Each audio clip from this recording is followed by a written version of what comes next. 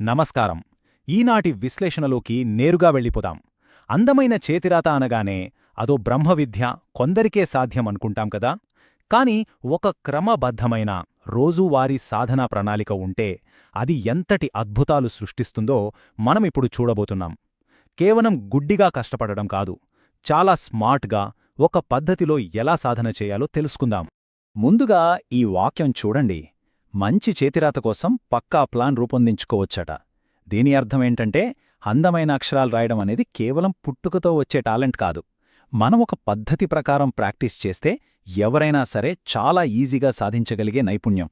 ఒక అద్భుతమైన ప్లాన్ ఉంటే చాలు, ఎటువంటి రాతనైనా సరే ముత్యాల్లా మార్చేయొచ్చు. అసలా ప్లాన్ ఎలా ఉంటుందో చూద్దామా? రైట్. అసలు ఈ ప్లాన్ అంతా ఒక 3 పిల్లర్స్ మీద నిలబడి ఉంది. అవేంటంటే సమయం, అంశం మరియు విశ్లేషణ.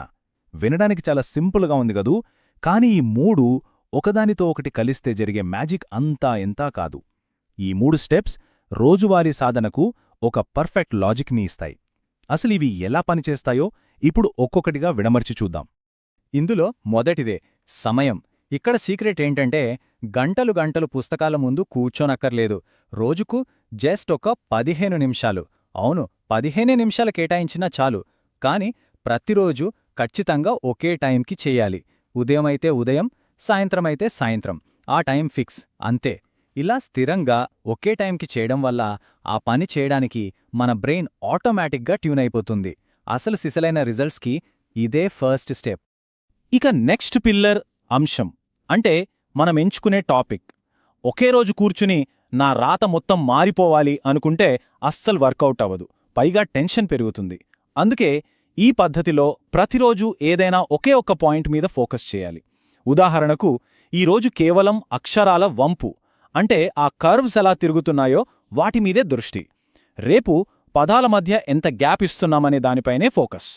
ఇలా విడగొట్టి ప్రాక్టీస్ చేయడం వల్ల ఎలాంటి ఒత్తిడి ఉండదు, రిజల్ట్ కూడా పక్కాగా వస్తుంది. అయితే ఇక్కడే అసలైన పాయింట్ ఉంది.